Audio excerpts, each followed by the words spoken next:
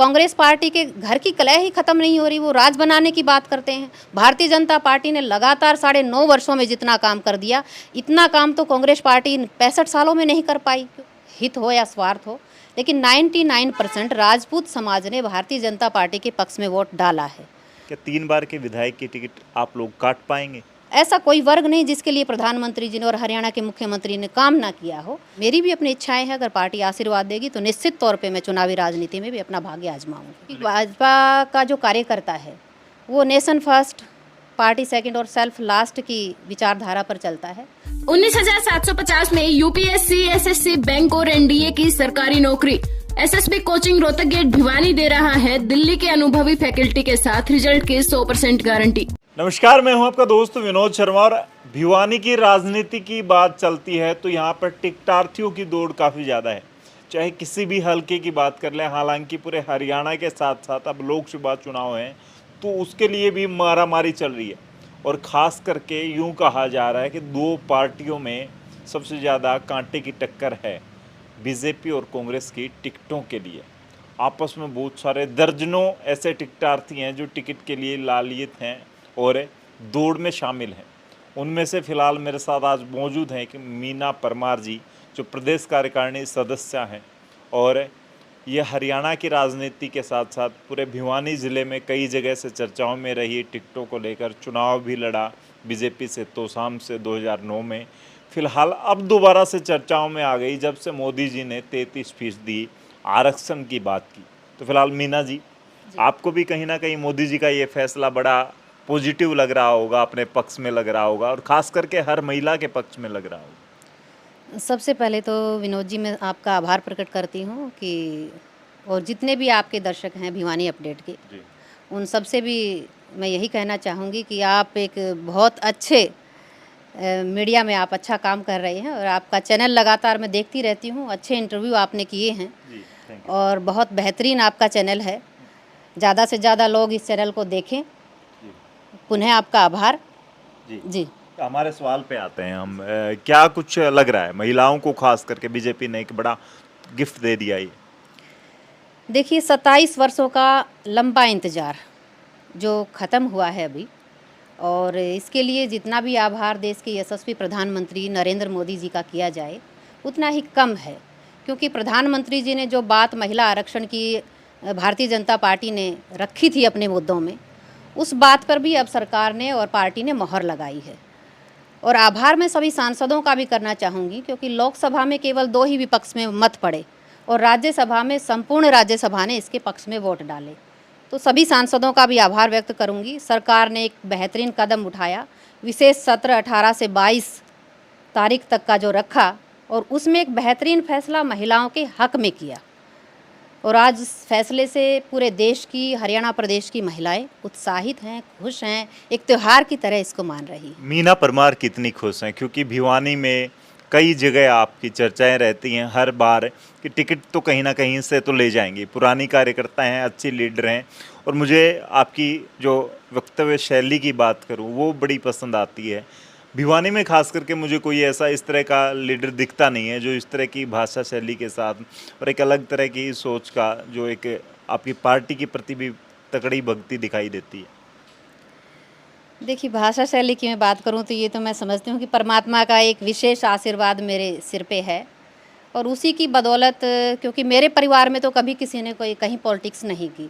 मैं एक सामान्य परिवार से आती हूं और 23-24 सालों का मेरा राजनीतिक संघर्ष है और लगातार इस संघर्ष में जिस तरह से लोगों का स्नेह, आशीर्वाद मुझे मिला है, उसी के दम पे मैं आज यहाँ तक खड़ी हूँ।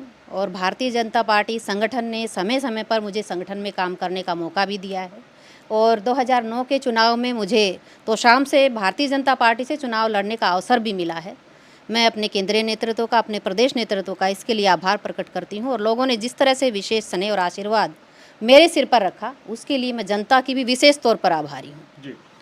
नगर परिषद के पिछले ही साल इलेक्शन हुए, तब चर्चाओं में आप भी थी, कहीं ना कहीं टिकटार्थी की बीजेपी की तरफ से बहुत सारे लोगों को नाखुशी हासिल हुई और टिकट नहीं मिली, लेकिन आप लोग बीजेपी के साथ खड़े रहे लास्ट दम तक और राजपूत चर्चाओं में ज़्यादा आया।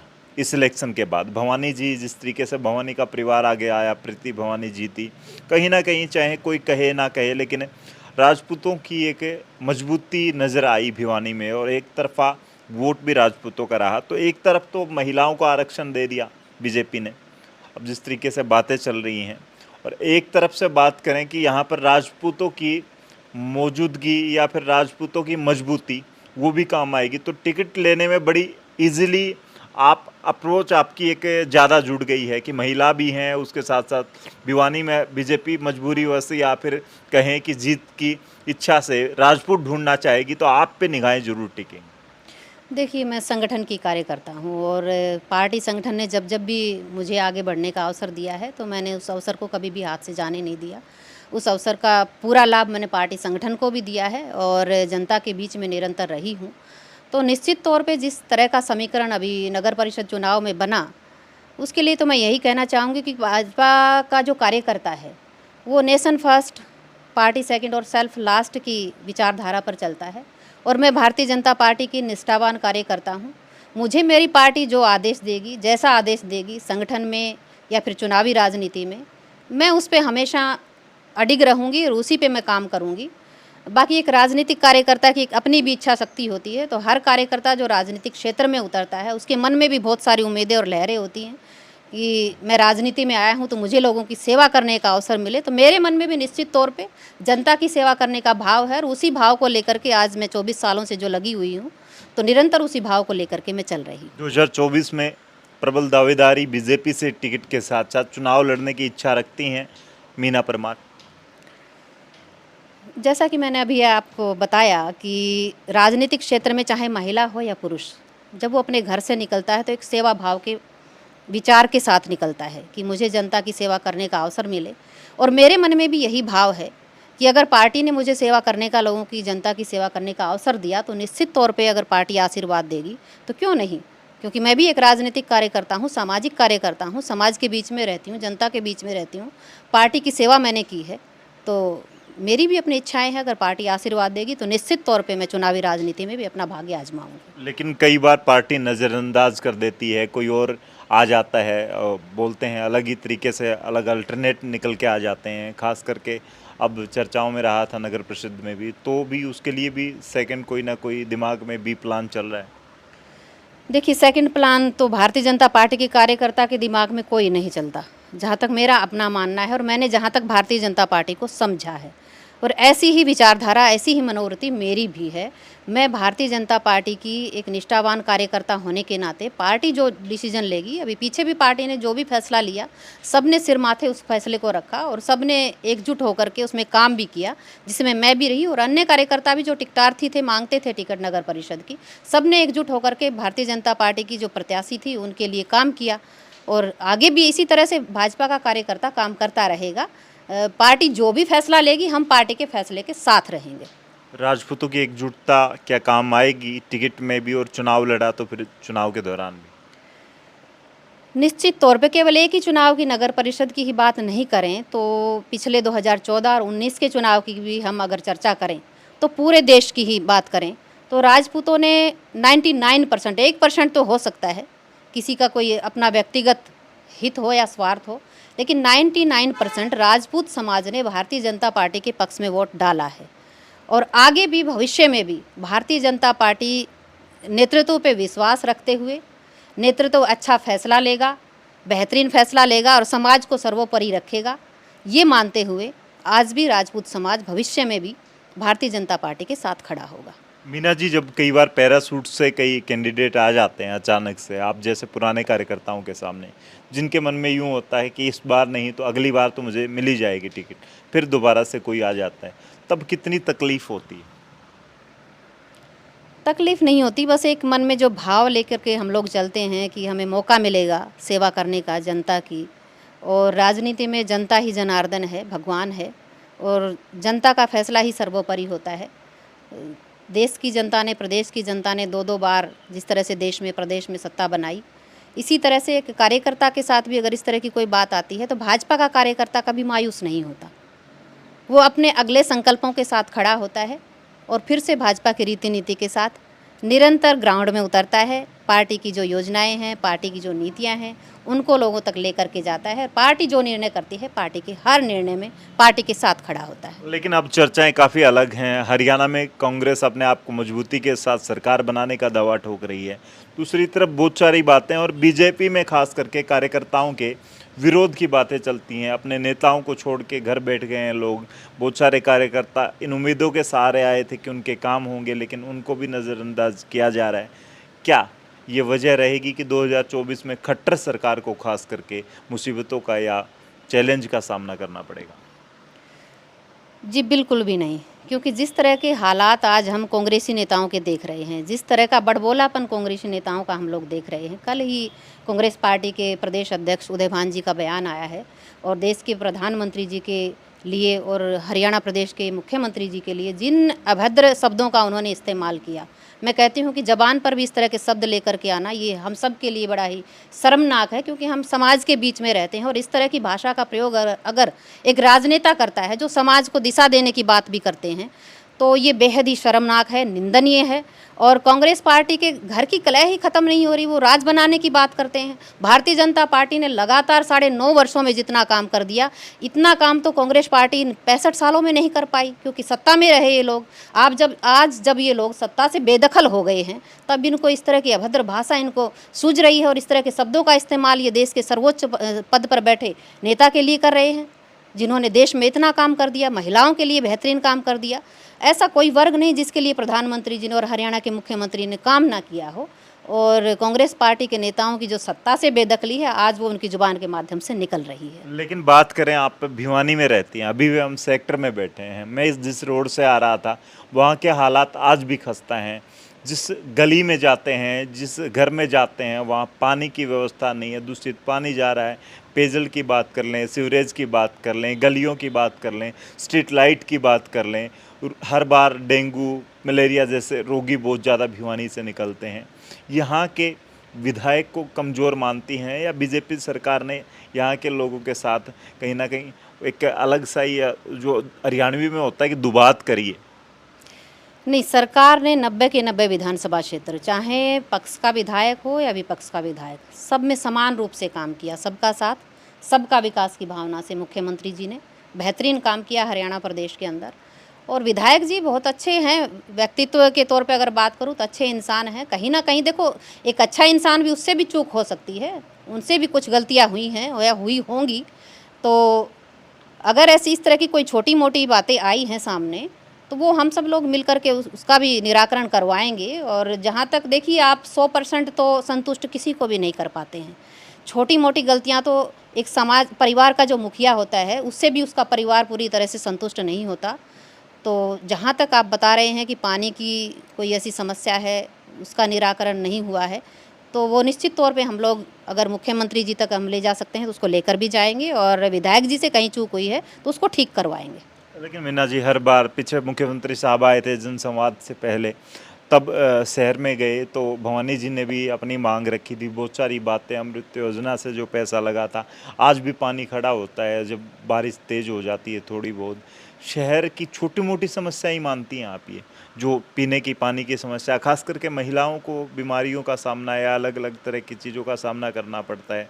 आप गृहिणी के तौर पर भी बात कर लें, इन चीज़ों को छोटी ही मानती हैं आप? पानी की, सड़कों की, लाइट की, या जितनी भी समस्याएं? नहीं, इतनी विकट समस्या तो देखी मैंने तो देखी नहीं है। अभी भी मुख्यमंत्री जी ने सारा ये सिचुएशन इसको हैंडल किया है और उन्होंने मांगा है सारा डेटा कि जहाँ जहाँ सड़कें ख़राब हैं उनको बनाने की बात अभी रखी गई है। DCS और जितने भी विभाग के अधिकारी हैं उन सबसे इस तरह का डेटा लिया गया है और सड़कों को ठीक करने की बात अभी जस्ट ही मैंने भी देखी है और सुनी भी है, पढ़ी भी है मीडिया के, सोशल मीडिया के माध्यम से, और मुख्यमंत्री जी के जो निजी जो उनके हैं उनके माध्यम से भी। तो सरकार पूरी तरह से अपने काम पर अलर्ट रखे हुए है। अगर कहीं कोई किसी भी तरह की इस तरह की समस्या आती है तो सरकार पूरे तौर पर तैयार है। अगर कहीं कोई किसी तरह की सड़कों की चूक है तो उसको ठीक करने के लिए तैयार बैठे हैं CM साहब। और विधायक जी की अगर आप जैसे बात चर्चा कर रहे थे, तो मैं विधायक जी से भी निवेदन करना चाहूँगी कि उन्होंने लगातार, जनता ने उनको मौका दिया है, तो वो भी इस तरह की अगर समस्याएं आती हैं तो उन समस्याओं को प्रमुखता से उठाएं, क्योंकि सरकार हमारी है, मुख्यमंत्री हमारे हैं और मुख्यमंत्री जी हर तरह से अलर्ट हैं जनता के काम के लिए।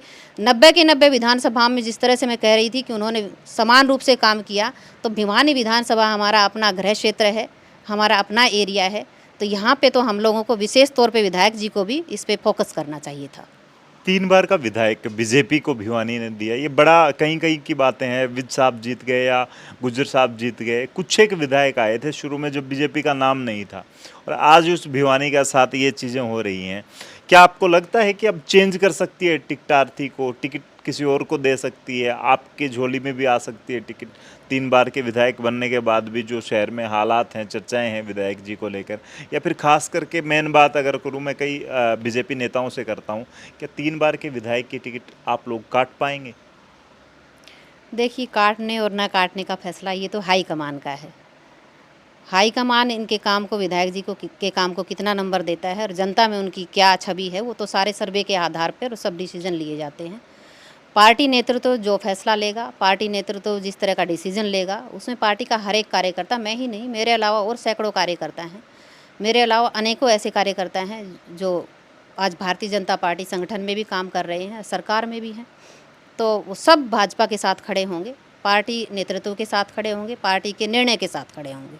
लेकिन क्या मानती हैं कि बार बार जीतने की वजह से, चाहे किसी भी जगह हो, उसको रिपीट करते रहना चाहिए, या आप जैसे लोगों को जो कई वर्षों से नज़रें गड़ाए बैठे होते हैं कि मुझे तो अब की बार टिकट मिल जाएगी, अब की बार मिल जाएगी, चेंज आना चाहिए, मौका मिलना चाहिए? देखिए, मेरी ही अपनी बात नहीं करूँगी मैं, अगर पार्टी में मेरे अलावा भी कोई इस तरह से लगातार काम कर रहा है तो मैं कहती हूँ कि मौका मिलना चाहिए पार्टी के कार्यकर्ता को, तभी पार्टी के कार्यकर्ता का मनोबल भी बढ़ेगा और लोगों को भी इससे सीख भी मिलेगी कि अगर आप निरंतर इसी तरह से पार्टी के साथ जुड़े रहकर पार्टी के लिए काम करेंगे, पार्टी की नीति रीति को पहुंचाएंगे, तो पार्टी आपको आशीर्वाद जरूर देगी। और मुझे पूरा विश्वास है कि भारतीय जनता पार्टी अपने कार्यकर्ता को आने वाले समय में निराश नहीं करेगी, क्योंकि जिस तरह का बेहतरीन फैसला देश के प्रधानमंत्री जी ने 33% आरक्षण दे करके महिलाओं के पक्ष में लिया है, उससे निश्चित तौर पर यह साबित हो गया है कि आने वाला समय जो है वो महिलाओं का होगा। और प्रधानमंत्री जी ने भिन्न भिन्न मंचों से ये बात कही है कि इस देश का विकास महिलाओं के नेतृत्व में हो, महिलाओं के नेतृत्व में देश आगे बढ़े। तो इन सब बातों से निश्चित तौर पे यही साबित होता है कि आने वाले समय में महिलाएं किसी भी क्षेत्र में, राजनीति के क्षेत्र में पीछे नहीं रहने वाली हैं और पार्टी महिलाओं को आगे रख करके निर्णय लेगी। तो चलिए, फिलहाल हमारे साथ मीना परमार जी थी, और उनकी भाषा शैली की तो मैंने पहले भी कहा है, और मुझे बड़ा अच्छा लगता है इनके साथ जब भी बात करते हैं, अलग तरह की बातें होती हैं, इनकी सोच और पार्टी भक्ति विशेष तौर पर मीना परमार की दिखाई देती है। ऐसे दाएं बाएं कुछ नेता तो मुझे दिख जाते हैं कि हो सकता है चुनाव में टिकट ना मिली तो किसी और पार्टी से या इंडिपेंडेंट के तौर पर आ सकते हैं, लेकिन मीना परमार जी की सोच और सीधा स्टिक कमल के निशान पर निशाना है, और ये टिकट के लिए उसी की लाइन में खड़ी रहती हैं हमेशा। आप लोगों का क्या कहना है कि मीना जी को इतनी वर्षों की भक्ति के बाद टिकट बीजेपी को अब की बार देनी चाहिए? महिला भी हैं, राजपूत समाज से भी आती हैं, राजपूतों ने जिस तरीके से नगर परिषद में अपनी ताकत दिखाई, तो अब आपको लगता है कि 2024 में भी राजपूत उसी मजबूती के साथ खड़े होंगे और अपने कैंडिडेट को अगर बीजेपी ना देती है या कांग्रेस नहीं देती तो निर्दलीय के तौर पर अपने तरफ से विधायक बना सकते हैं अपने समाज की मजबूती के तौर पर? वो सब कमेंट में लिख दें, इस वीडियो को शेयर कर दें। तब तक के लिए धन्यवाद। राम राम, जय हिंद।